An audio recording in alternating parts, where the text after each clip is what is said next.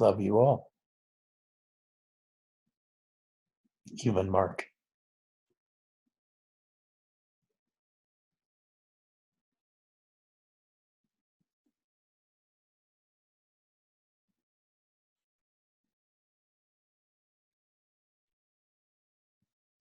Are any of you in a part of the world where people mix freely?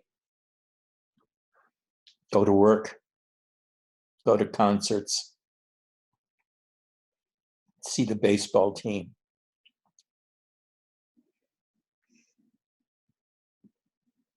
Strangely enough, I haven't changed my behavior at all.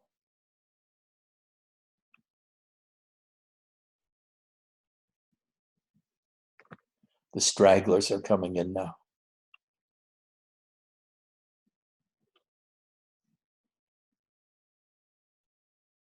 I love you all.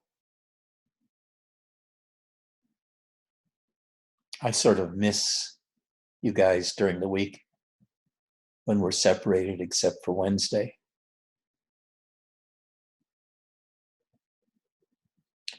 Especially in this time of crisis, it's nice to have these family meetings.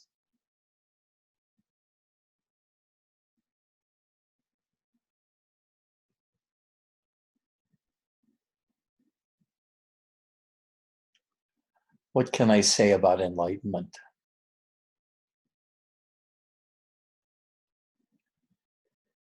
The first thing is it's a term best not used ever, because it means so many different things to so many different people.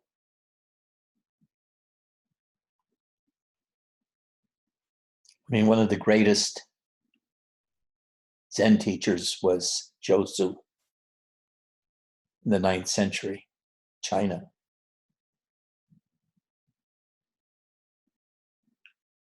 When questioned, he said, I had 17 major awakenings, Satori, and thousands of little ones. So at what point can you call him enlightened? After the first major awakening or the 17th? Or the last moment you're talking to him when he's 120 years old? Maybe then it fits. But basically, it's a nonsense word. I don't think people that have actually been enlightened ever use that term themselves, unless they're a fake teacher. Because they look back at their own spiritual life and they ask, what can I mark as the time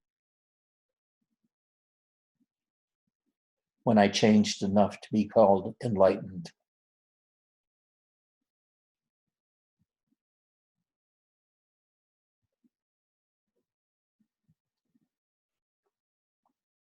Nor is there any sure route to awakening or enlightenment. It seems it comes after many years of practices of prayer, maybe devotion, meditation. But when different kinds of awakenings occur, you can never put your finger on why it happened or when it happened.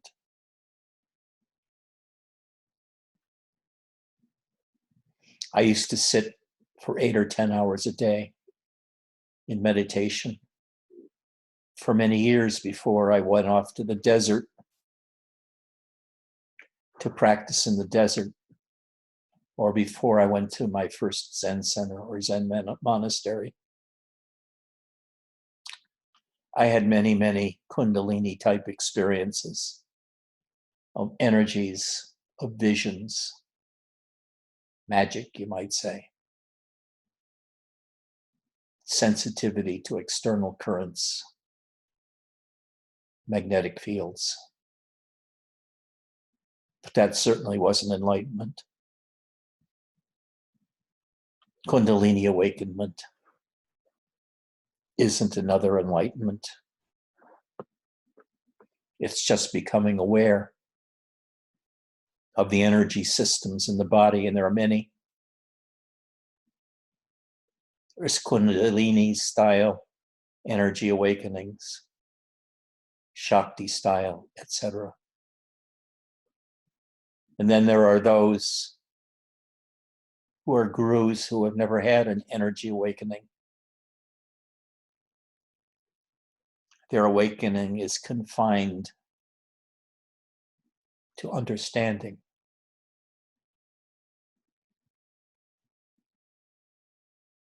Like Nisargadatta.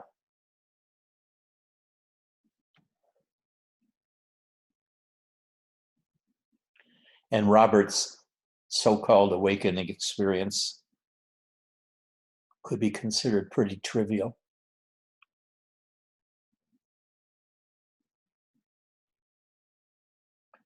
The whole thing becomes then, what is enlightenment? Is it about experiences? Is it about understanding, spiritual understanding, understanding the nature of the real or unreal? I'd say it's more like an understanding about the role of language in communication. But even more so, there's a spiritual maturation process that involves not only the spirit, but matters of relationship, matters of the heart, matters of love, compassion, learning to see another from their point of view. And there's a point in time when the other becomes more important than your own well-being. All of these testing points have to be lived and experienced before I consider there to be a true awakening to the spiritual nature of your own being. One of the steps you have to encounter is realizing your spirit and not the body. It's a big step. Few people ever actually experience it. No matter how often they repeat, I am not the body, I am spirit. They never have the experience of making the transition away from identification with yourself as the body and identification of yourself with awareness or consciousness.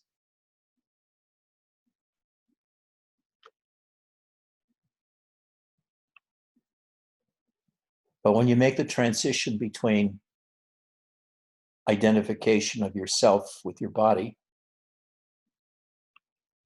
and identification of yourself as awareness, as consciousness, everything changes.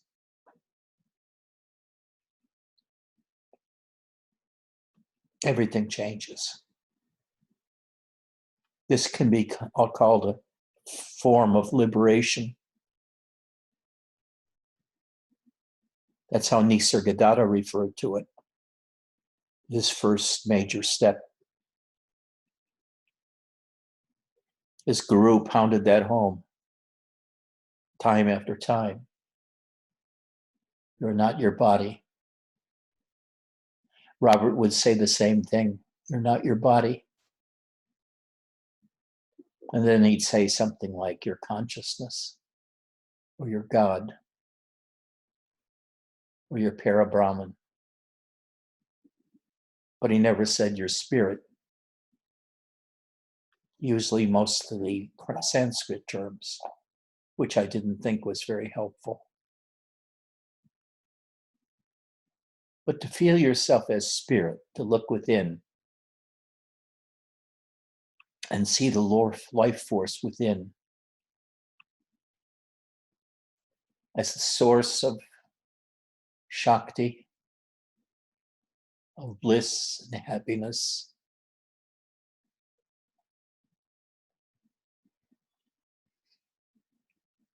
And that awareness of that bliss and happiness, as well as that same awareness of the world, the mundane world, and of others,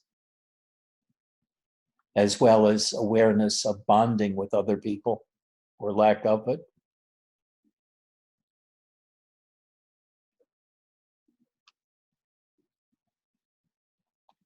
These are high states to be obtained, the recognition.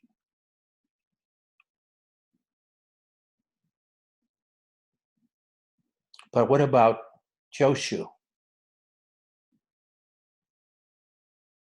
60 years a wanderer with 17 great enlightenments and thousands of small ones. What would he call the most important experiences if he ever talked about them? I'm sure they would differ for him than the differentiations I'm making. For Zen, one of the leading recognitions to make is that nothing said in words is really true. It's just a concept, which you may check reality for confirmation of. But even if it's confirmed by some measure, it's confirmed by some idea in the mind. Your notion of confirmation itself.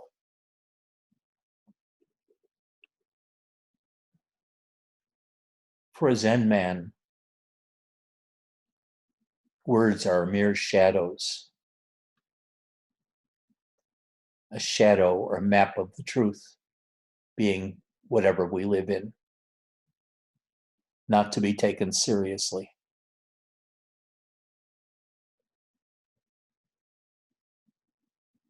A Zen person would never talk about whether the world was real or not. That question would never come up.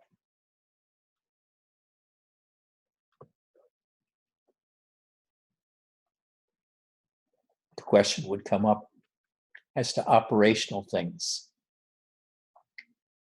How best to carry a load of water. How best to plant crops. How not to fight. Or how to fight.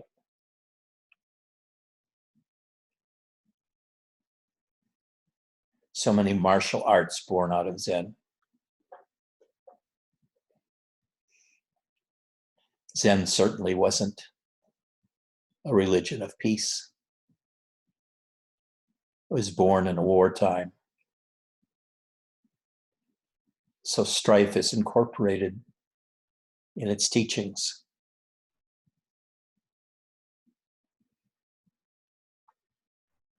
What about all these teachers that claim to be enlightened and they talk about no self or no separate self? These are all bullshit teachers.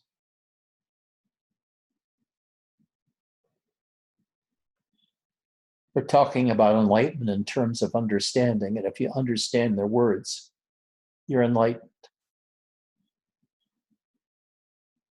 That's not enlightenment at all. That's understanding somebody else's idea of enlightenment. Real spiritual change changes everything in you. It changes your mind. It changes the way you talk. It changes your heart. It causes increasing sense of freedom.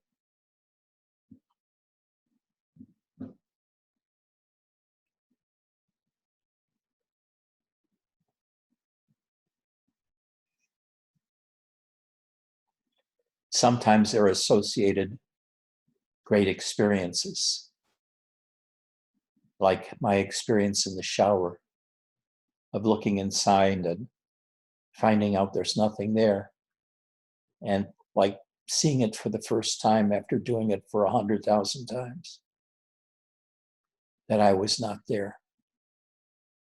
There was no one inside of me, no presence inside of me that was central coordinating feature of my life.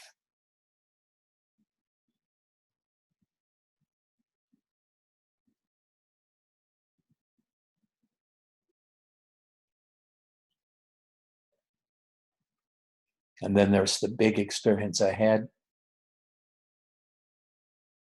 when I felt what I called God arising in me in the form of white light, a sense of great energies, and a separation from that being that I was perceiving as God, as infinite power and light, and me as the perceiver of that infinite being that sprung out of my own life, and what I made of that experience and all the experiences that followed that, of love, surrender, torture, loss. This is when the real learning began, because it was essentially human learning. It wasn't something so abstract. It just involved an abstract understanding of life or reality. But it was about loving others and being able to feel their love back, and how feeling that love back caused such a big change inside of me. I felt loved. And once I felt love, something happened, something changed inside of me. I felt like I instantly grew older. Some phase in my life, long hidden away, that had not been passed through, was immediately passed through. And I no longer yearn for that kind of love from another, because I experienced it once with all my love, with all my heart, all my being. And it took, so to speak. It's not that I didn't feel it afterwards or really enjoy it when I felt it in the future afterwards. But it wasn't like a desperate need, because I had experienced it once and in a sense for all. This healing love from a woman, the Divine Mother, who represented my own mother, who was so depressed when I grew up. It was hard for her to express love or even closeness.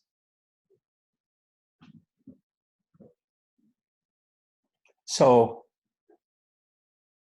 enlightenment has no easily defined points. There's no 100-yard line, no 200-yard line, no quarter mile or marathon line.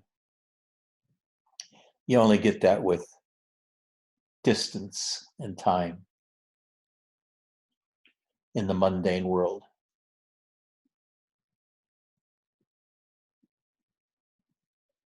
The points of change, where you change from being merely human lost in the mundane world,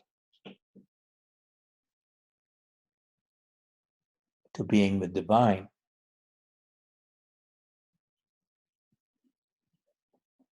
are hard to divine when it occurs.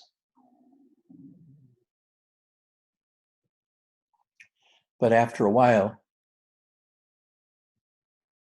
you realize you're not only human and mundane,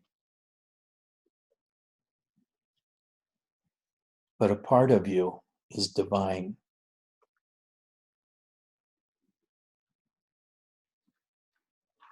A part of you based initially on love and being open to love, notes first that what you are truly is not the body, but spirit. And then you make further distinctions. At one point, you're love itself, and that passes, and your divinity yourself. That passes. You're also a separate soul, observing divinity. And then that passes. Each of these is a huge recognition. But after you've had that recognition, fully entertained it and explored it, you no longer need to hang on to it because it's done its work on you, transforming you from being bound into the mundane world and humanity of your childhood and your family upbringing and society upbringing to become a liberated saint where your spirit is free of the need for love, the need for power, the need for security.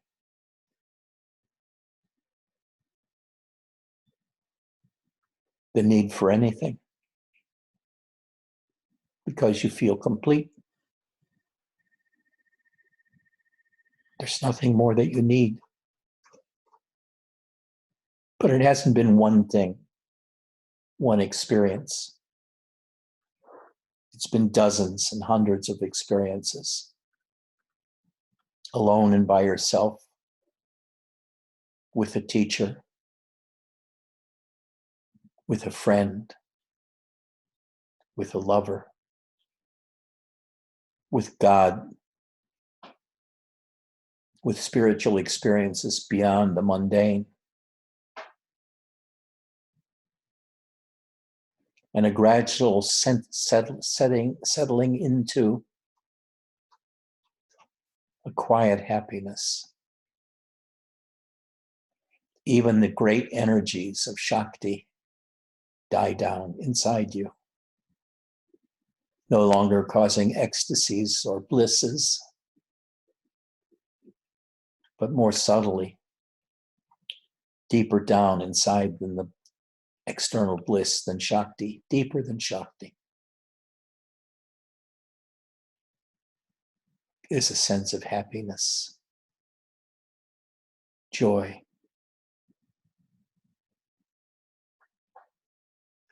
and peace.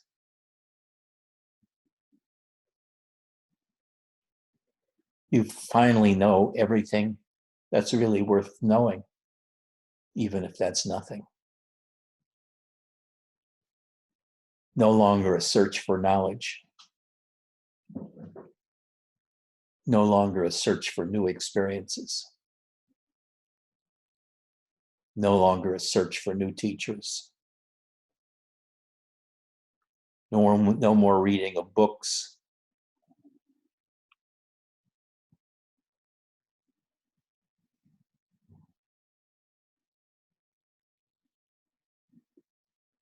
you read Ramana and you think, what tripe?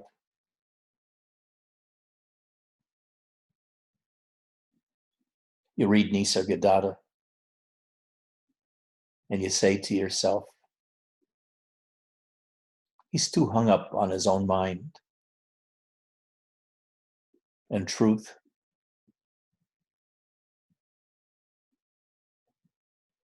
You read Robert, and you said there's a lot of stories in Robert's teachings, and not about the experience of enlightenment or growing spiritually. It's all about para-Brahman, awareness, pure awareness, consciousness, pure consciousness. What's real, what's not real. All these are very theoretical terms, kind of dissociated from everyday life. So taking more of a Zen point of view, you're more in the area of chopping wood, carrying water.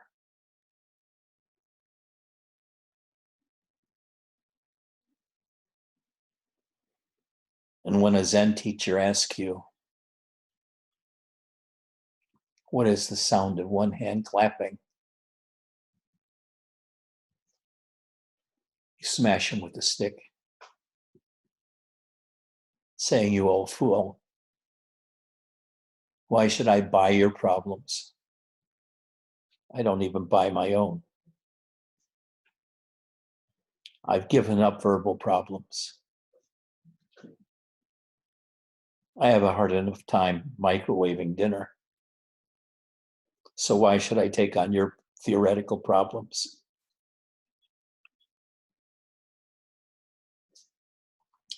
You read Da Frijan, and everything is in capitals. And he talks of himself as being light of the world, the greatest guru that ever existed, the greatest teacher. And you wonder, where the fuck did he go wrong?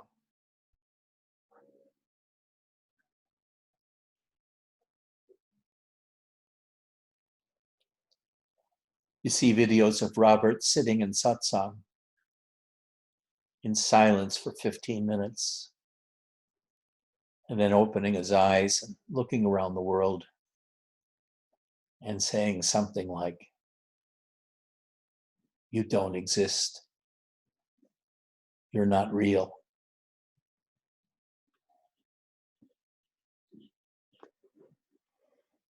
And seeing that, you get up and walk out. You don't need that bullshit. You're beyond bullshit. If anything, you look for a person that can talk to you naturally without being hung up on spiritual terms or classifications or enlightenments or methods or learning.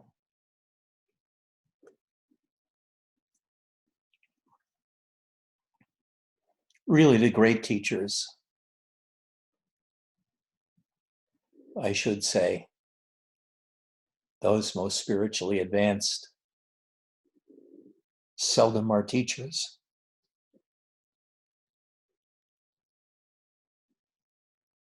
Some have their own temples, but that's because they've been in spirituality for 100 years and they inherit the temple.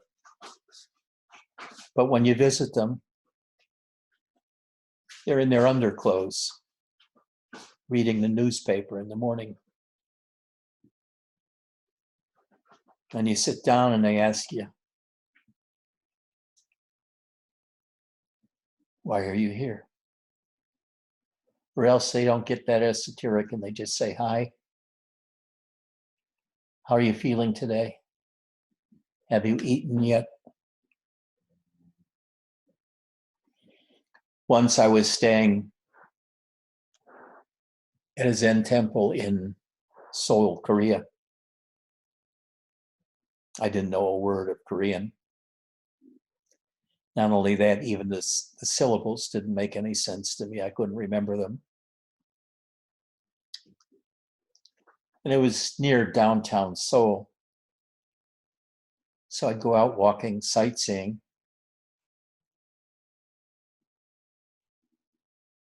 And one time I got lost.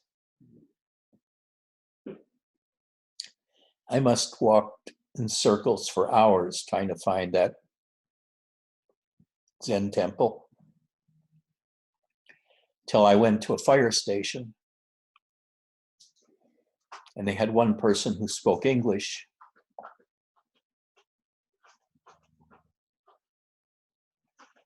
Who took me to a Zen master in another temple. And I could remember 3 words, Sun San Sunim. My own teacher was Sun San Sunim, but he had the same name, Sun San Sunim. And the Zen master described it. He said, is it like this? Is it like this? There's 3 buildings this way. And I said, yes. And they took me there. All very friendly. And I got off in front of the temple, walked in, went to my room. And 3 minutes later, somebody was knocking at the door, bringing me food. My favorite food, which was baked potatoes. They got the potatoes just for me. Nobody else ate potatoes.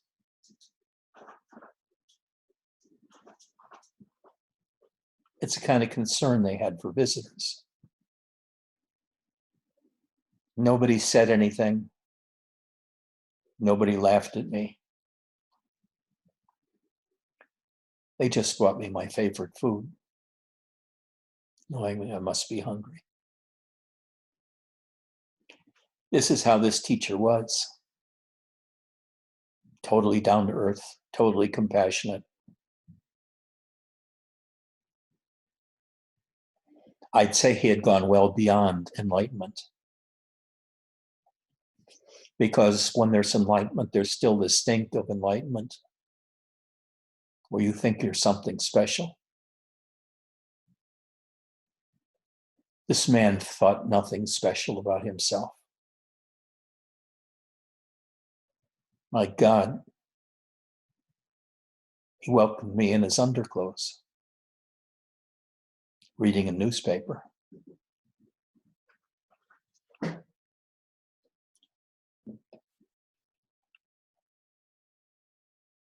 So those words, enlightenment, awakening,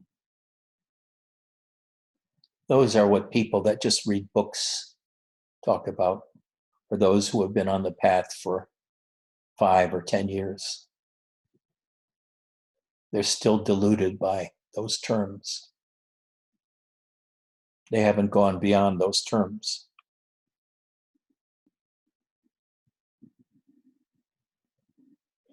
I'm telling you, the process of enlightenment is long and hard, and it's one of progressive development, of dropping illusions, and of increasing sensitivity to the world of another, the ability to really worship another,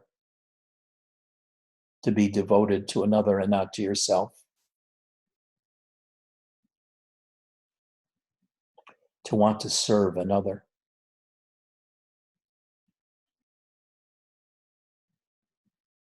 To want to drop to your knees and give devotion to another.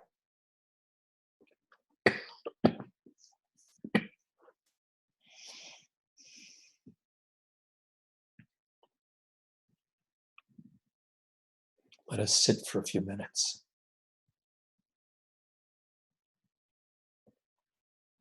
And see what you feel. Or feel what you feel, I should say.